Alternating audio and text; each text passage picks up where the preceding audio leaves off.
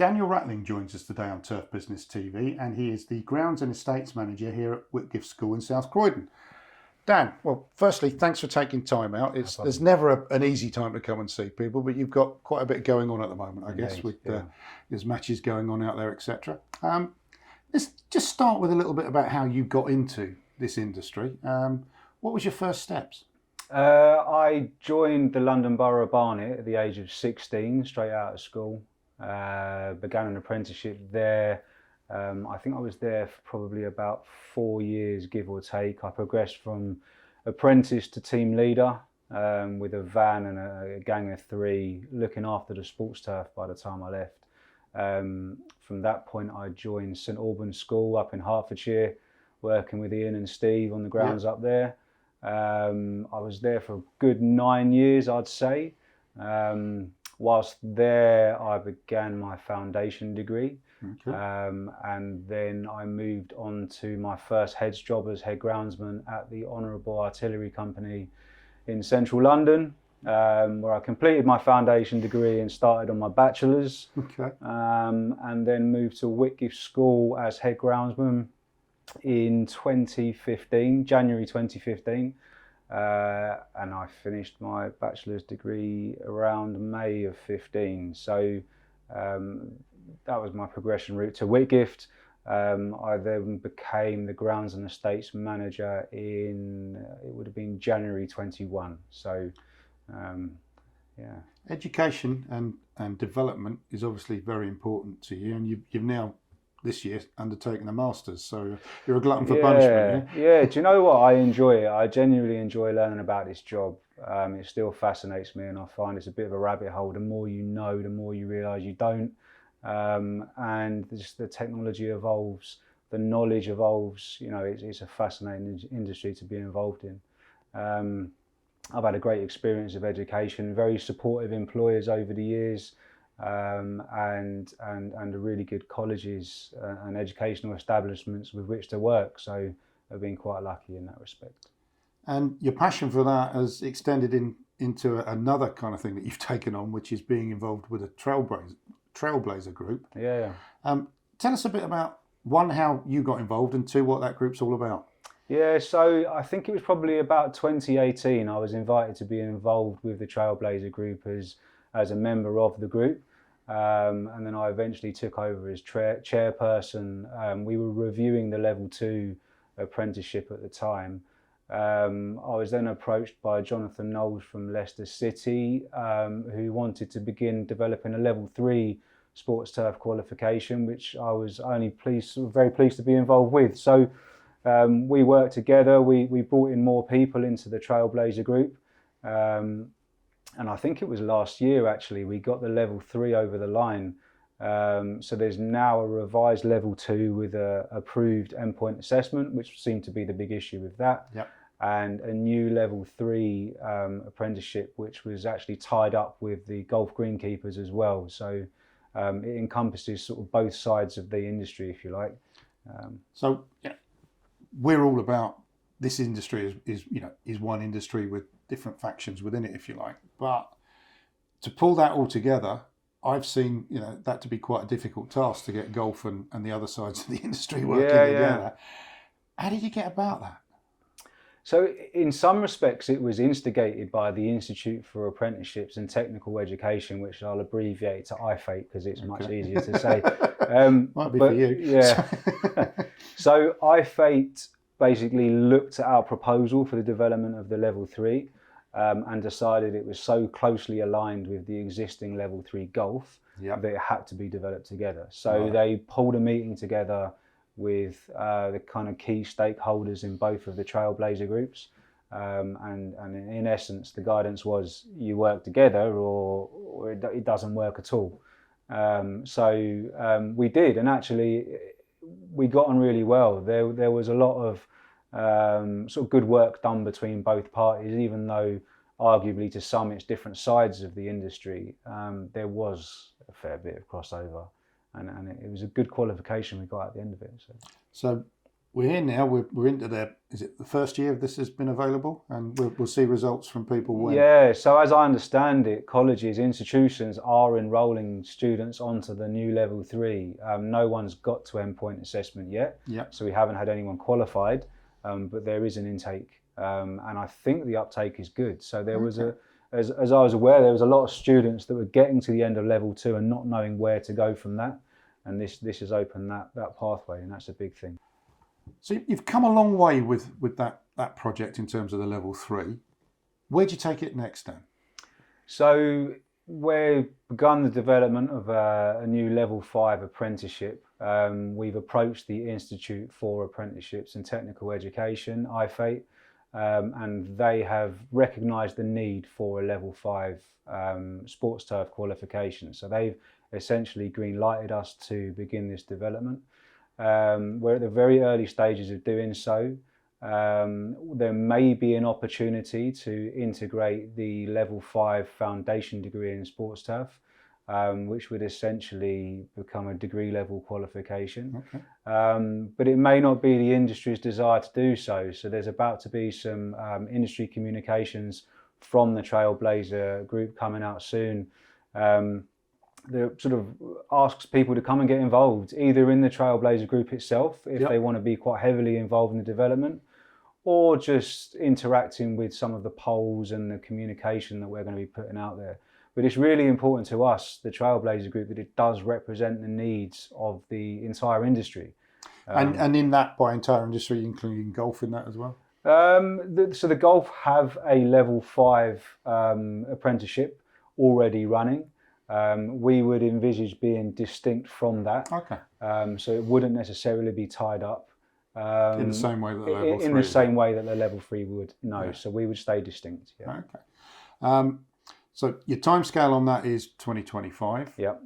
What kind of hoops have you got to jump through to get to that? So we've developed what we believe to be a good occupational profile. So essentially, what is the job of someone who is a level 5 apprentice? And it's a management role. We've developed some duties, so they're kind of the key responsibilities of that individual. The next point is to develop what are called the KSBs, so the knowledge, skills and behaviours. But until we know sort of exactly what the industry wants, whether it is this foundation degree, which is heavily STEM orientated, or whether it's a more administrative type of role, then we can't really tailor that. So we're sort of getting to that next stage now. If you get to the point where there is a degree level qualification, what does that then actually mean to the people that could be attracted to the industry and can take that course? So the beauty of the apprenticeships is that if you're a large employer who pays into the apprenticeship levy, you can draw down money from that levy pot, and actually the apprenticeship becomes free. So it's 100% of the fees are covered, and that would also apply for the level 5 if we integrate it, the foundation degree. If you're not a levy payer, then you get 95% off, so you only pay 5%. So currently, to access the foundation degree, it's a wonderful qualification, but it's very expensive. So you're relying on individuals or employers to find the money. If we can integrate it, or even if we don't, and we write a new level 5 apprenticeship, and we can draw on this funding from government, then what we're essentially offering is low cost or even free educational pathway through the industry. So that obviously has a number of benefits, which I guess are a real qualification to help with career progression, and hopefully that could then lead to that big dilemma at the moment that the industry is facing around recruitment, retention of people, salary levels, all those things that are interlinked. Do you see it as a key part of that, Dan? Absolutely right, yes. So I think professionalisation of the industry is important. I think increasing people's levels of education, the way they're perceived by their employers, is a huge part of that. With that it raises potentially salaries, and also gives people a future, an ambition, something to aim towards. So all of those things combined, I see education as being a huge part of the offer for working in the sports turf industry. When we look at what you've actually achieved here, One of the standout things that seems to be top of the list at the moment is the hybrid surfaces that you've installed. I think you've got 2 hybrid pitches here. Yep.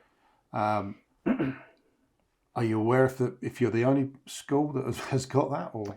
Not aware of another school at the moment. Certainly at the time, as we understood it, we were the first school to install such surfaces, and they've been great. Yeah. Last week was incredibly wet.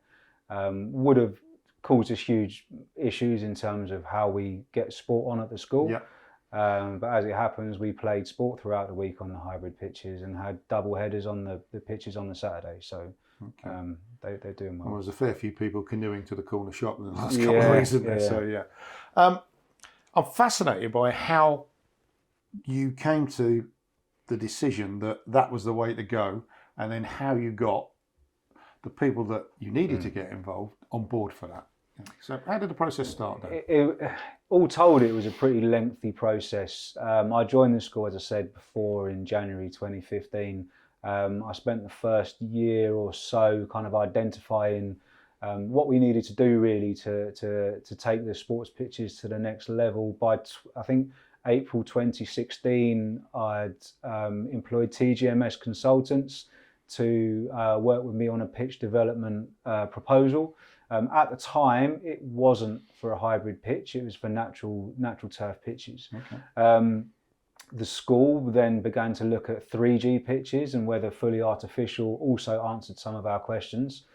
We got quite a long way down that kind of with those discussions, but again didn't go the 3G route. We then came to a point.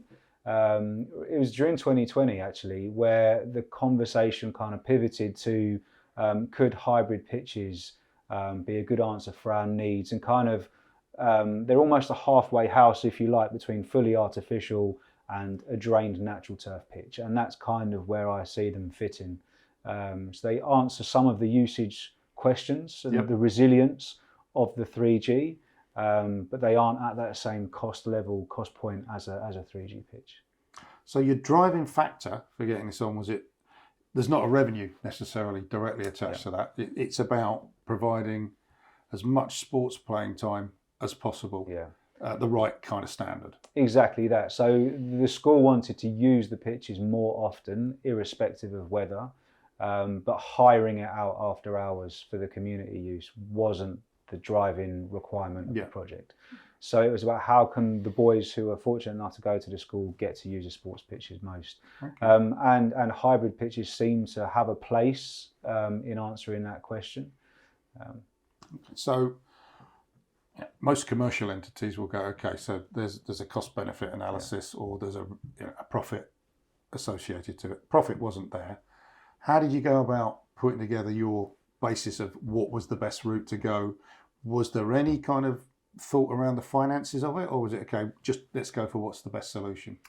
I mean, ultimately we were driven by what was the best solution that would give us the best outcomes, but of course there's a huge consideration for cost of these things. They're not small amounts of money. Of course they're less expensive than a fully 3G artificial pitch, but they're not cheap investment. So we looked at multiple factors, we visited sites, we made sure that really it was a robust decision that gave us exactly what we needed. So you've made a decision, Dan. How did you feel when it's kind of like, I've now got this project that I've kind of convinced everybody we want to do. I've now got to deliver it. Did you feel, oh shit? No. Really excited actually. I'd been trying to get buy-in to pitch development, and I really believed actually that this was the right thing to do.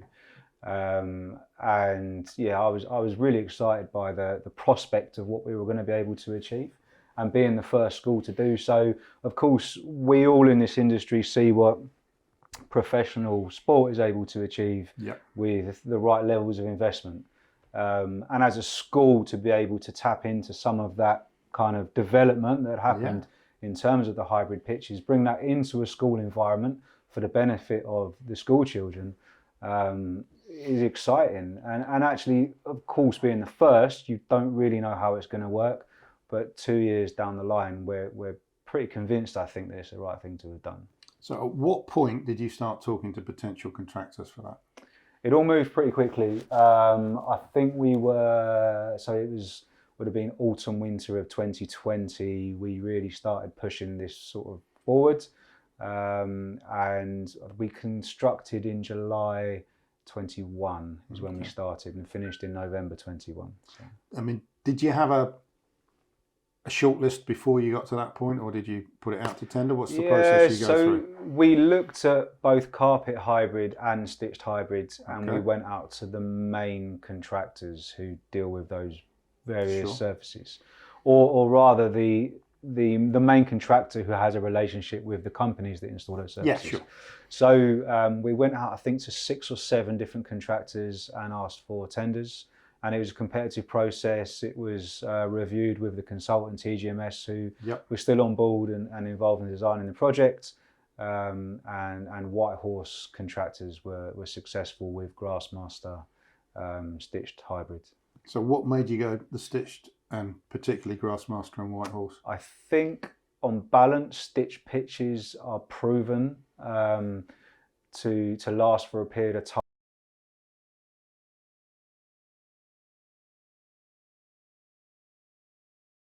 It should be, or not that it should be, but in our situation, with some of these carpets turn around quite quickly. We wanted something that potentially would be in place for 10 years, 10 years plus, and would give us that kind of lifespan. So stitch seemed to fit the bill, which was why we went that route. Okay, so first day the diggers turn up, or whatever it is the first process.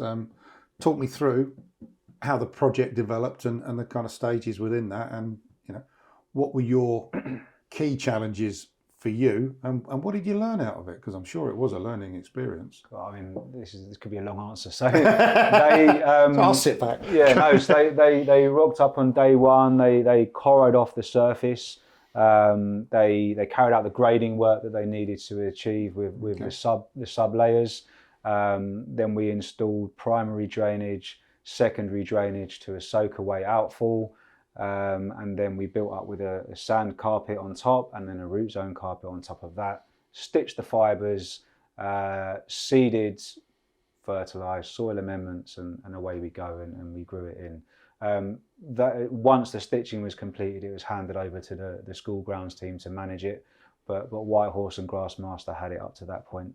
And they were excellent, and we did the 2 pitches. One was an area that was really quite a poor area on site.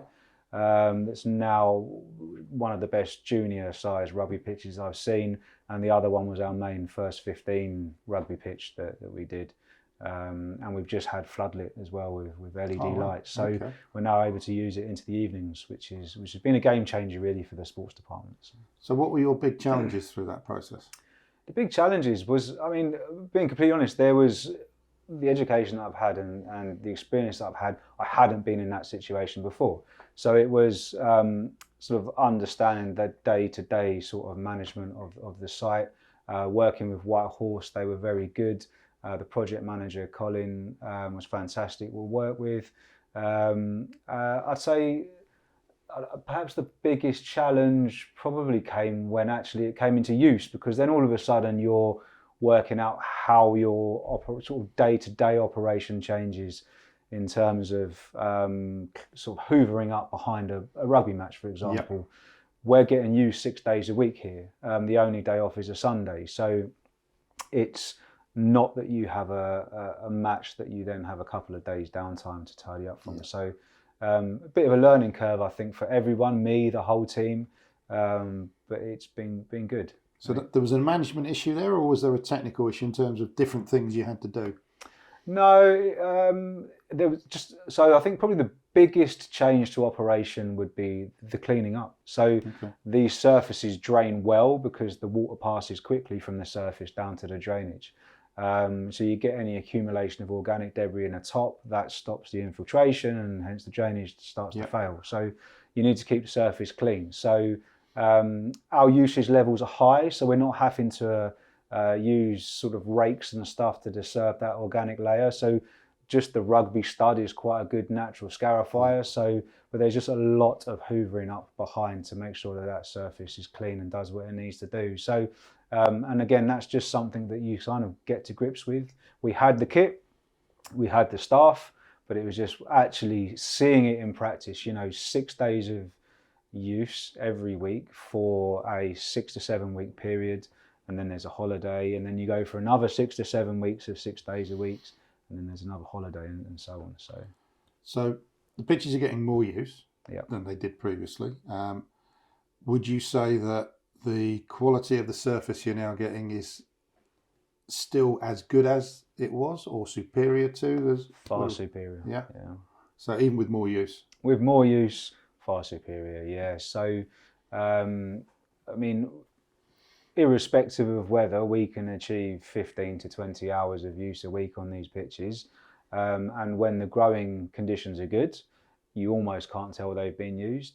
Right. And then there's a deterioration this time of year, November through the winter months, you start to lose a bit of grass cover.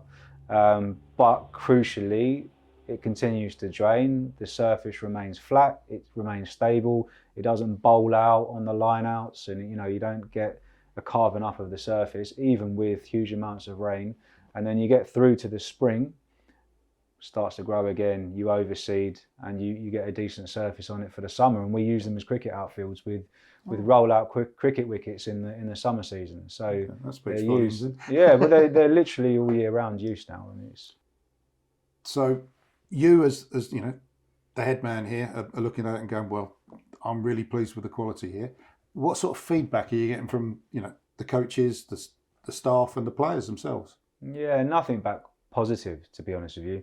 I know the rugby department are really appreciative of the improvement in the surface, how fast the pitch plays, and just the access. I mean, as I say, we don't cancel fixtures unless the pitch is frozen solid. There's no concerns about rain any further with the hybrid surfaces. We will lose fixtures on our soil pitches where we've had, I don't know, last week I think we had 60, 70 mil of rain over a 7-day period, and we were waterlogged on some of our soil surfaces, but the hybrid pitch is drained, and we just almost don't worry about it in that respect. And yeah, the feedback's been really positive. So you obviously learnt a lot. It seems like you enjoyed the process. Is it something you think you'd like to get your teeth into some other projects around the school? Yeah, I think so. I think the school will be well placed to invest in further hybrid pitches. I don't think they're the only answer in every school. They certainly have a place. In our particular situation with the staff, the skill set, the machinery that we have on our size of site, where we have to really maximise every area, they really are a good answer for us. So definitely something we should consider. Apart from projects, do you have any other kind of personal ambitions that you'd like to achieve? At Whitgift School, or in general in your career? I think my focus at the moment, aside from my main job here at Whitgift, is completion of my master's degree, which I'm doing with Myers Co. I'm into the second semester, effectively, of the 3 years. It's quite a big undertaking, I'm not going to lie. There's an awful lot of reading that goes into the preparation for all of the work. Certainly that's my focus at the minute. Well, I think by the sounds of it, we better let you get back to that then, Dan. Yeah. Thanks for taking out so much time today for us and showing us around the place. As always, it's great to get out and meet people, and we'll hopefully catch up with you soon. Pleasure. Thank you.